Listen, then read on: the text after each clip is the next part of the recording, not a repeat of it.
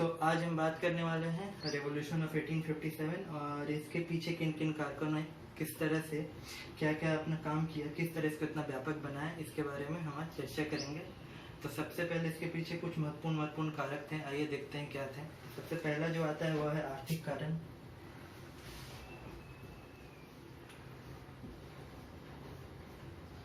तो ये जो आर्थिक है, हम जानते हैं कि 1857 के पहले जो ब्रिटिश ईस्ट इंडिया कंपनी थी वो अपना व्यापार भारत में बहुत विस्तार कर रही थी और इसके कारण इन्होंने छोटे छोटे कुटीर उद्योगों को नष्ट कर दिया था और नष्ट करने के फलस्वरूप अपना सारा का सारा बिजनेस बहुत ही ज़्यादा एक्सपेंड किया था। और इन्होंने क्या किया था कि जो भारत के मजदूर हैं उनसे बहुत ज़्यादा श्रम करवाते थे और उन्हें बहुत कम वेतन देते थे। और इसके अलावा हम जानते हैं कि आज के ज़माने में रेलवे बहुत ज़्यादा फेमस है, बहुत ही अभिन्न अंग है भारत का। लेकिन जब उस टाइम रेलवे सेवा शुरू हुई थी तो रेलवे का सबसे ज़्यादा फायदा ब्रिटिशर्स को ही हुआ था और इसका फायदा इस प्रकार हुआ था कि वो दूसरे गाँव में उनको जाने का रास्ता मिला, दूर दराज के गाँव में, और अपना व्यापार स्थापित करने का रास्ता मिला और वहाँ के उद्योग को उन्होंने नष्ट किया और अपना व्यापार बहुत ही ज़्यादा विस्तार किया। इसके अलावा हम जानते हैं, इसके अलावा हमें ये पता चलता है कि जब ब्रिटिशर्स जो थे वो जब भी भारत में या अकाल का संकट पड़ा या बाढ़ का संकट आया, लेकिन उन्होंने किसी की भी मदद नहीं की और इस प्रकार एक द्वेष की भावना भारत की जनता के अंदर भरती गई, जो कहीं ना कहीं जाकर 1857 की क्रांति में बहुत ही ज़्यादा महत्वपूर्ण और कारगर सिद्ध हुआ। इसके अलावा हम एक और पॉइंट ले सकते हैं जो आता है हमारा सामाजिक और धार्मिक।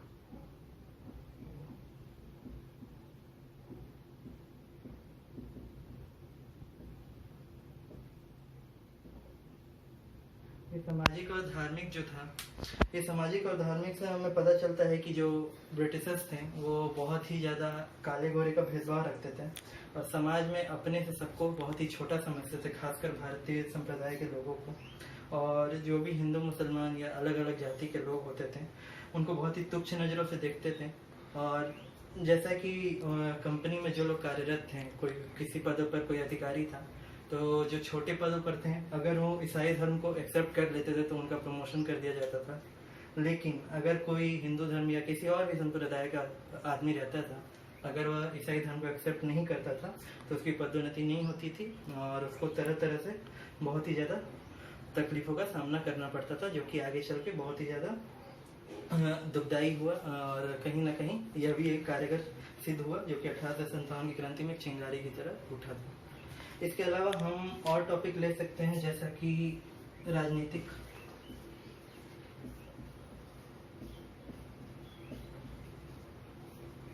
तो ये जो राजनीतिक है, राजनीतिक कारण इस प्रकार है कि जब 1798 में लॉर्ड वेलेस्ली भारत आए थे तो उन्होंने सहायक संधि लाई थी। सहायक संधि के अंदर क्या हुआ था कि बहुत से राजा अपने राजपाट खो बैठे थे और ब्रिटिशर्स का उन पर आधिपत्य स्थापित हो गया था। इसके अलावा लॉर्ड डलहौजी का डॉक्ट्रिन ऑफ लैप्स, जिसको हम बोलते हैं राज्य हड़प नीति, उसमें हमें पता चलता है कि पहले क्या होता था कि जो राजा थे उनकी कोई संतान अगर नहीं होती थी तो दूसरों को गोद ले देते थे उत्तराधिकारी के लिए। लेकिन जब लॉर्ड डलहौजी आए थे तो उन्होंने इस चीज़ को अमान्य घोषित कर दिया था और जिस राज्य में संतान नहीं थे या फिर कोई बेटा नहीं रहता था उस पर अपना आधिपत्य स्थापित कर लिया जाता था और वहाँ पर ब्रिटिशर्स का अधिकार हो जाता था। तो कहीं ना कहीं राजाओं के मन में भी घृणा उत्पन्न हुई थी ब्रिटिशर्स के लिए और इस तरह जो डॉक्ट्रिन ऑफ लैप्स था इसके तहत डलहौजी ने झांसी, नागपुर, संबलपुर जैसे राज्यों को अपने अधिकार में ले लिया था। और इसके अलावा इस सब से बहुत ही ज़्यादा क्रोधित हो गए थे राजा और वो एक ताक में बैठे थे कि कब ऐसा मौका आए और उन्हें अपना राज्य वापस मिल जाए, और यह मौका उन्हें 1857 की क्रांति में मिला था।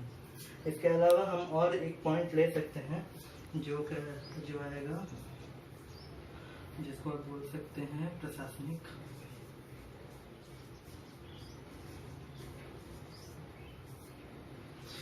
ये प्रशासनिक जो आज हम देख रहे हैं भारत में भ्रष्टाचार, ये कहीं ना कहीं अंग्रेजों की ही देन है। जब उस टाइम जब कंपनी का विस्तार हुआ था भारत में काफ़ी ज़्यादा वो विस्तार हो चुका था और उस टाइम क्या हुआ था कि जो भी बड़े बड़े पदों पर जो अधिकारी थे वो अपना काम बखूबी ढंग से नहीं करते थे, वो बहुत ही ज़्यादा भ्रष्ट हो चुके थे, बहुत ही ज़्यादा करप्ट हो चुके थे, वो किसी भी काम को बिना ब्राइबरी नहीं करते थे। तो कहीं ना कहीं वो भी एक द्वेष उत्पन्न किया था भारतीय जनता के अंदर।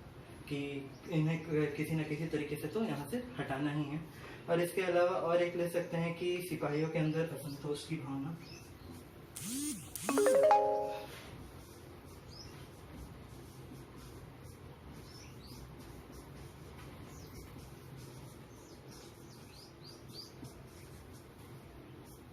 ये जो सिपाहियों में असंतोष की भावना थी, ये उस टाइम बहुत ही ज़्यादा हो गई थी। क्योंकि उसका रीजन ये था कि जो भारतीय सिपाही थे उनके साथ बहुत ही ज़्यादा ऊंच नीच का व्यवहार होता था, बहुत ही उनको तुच्छ नज़रों से देखा जाता था। और एक एनफील्ड बंदूक आई थी जिसमें कारतूस के ऊपर कारतूस जो होते थे उनके ऊपर सीढ़न से बचाने के लिए एक मोटी सी आवरण लगी होती थी। और ऐसी अफवाह फैली थी कि वो आवरण जो है वो गाय और सुअर की चर्बी से बना हुआ है, और जब भी उस कारतूस को बंदूक में डालना रहता है तो हमें दांत से काटना पड़ता था। तो कहीं ना कहीं ये धार्मिक संप्रदाय के जो सिपाही थे, हिंदू या अलग अलग संप्रदाय के, तो उनकी भावनाओं को ठेस पहुंचाने वाली ये चीज़ें थी। क्योंकि वो कारतूस की जो चर्बी थी वो गाय और सुअर की चर्बी से मिलकर बनी हुई थी, तो इसका उन्होंने पुरजोर विरोध किया था। और कहीं ना कहीं ये चिंगारी के रूप में ही आगे बढ़ी ये विरोध, और आगे चलकर 1857 की क्रांति के में तब्दील होगी। इसके अलावा और भी हम कुछ अलग अलग कारण जान सकते हैं, जैसा कि बाहरी युद्ध जो हुए थे अंग्रेजों के, जैसे कार्निया का युद्ध ले लीजिए या एंग्लो अफगान युद्ध। इन सब युद्धों से यह पता चला कि जो अंग्रेज हैं उनकी एक तस्वीर जो भारतीयों के सामने बनी हुई थी कि उन्हें हराया नहीं जा सकता है, वो एकदम विजयी होंगे ही हमेशा। तो ये चीज़ उनके सामने मन से हट गई थी। उनके अंदर भी ये भरोसा आ गया था कि हम उन्हें हरा सकते हैं, उन्हें दूर कर सकते हैं, उन्हें भारत से निकाल सकते हैं। तो कहीं ना कहीं ये सारे कारण थे जो कि 1857 की क्रांति को एक बहुत ही बड़े विद्रोह के रूप में रूपांतरित करने में सक्षम हुए थे। That's all for today. Thank you.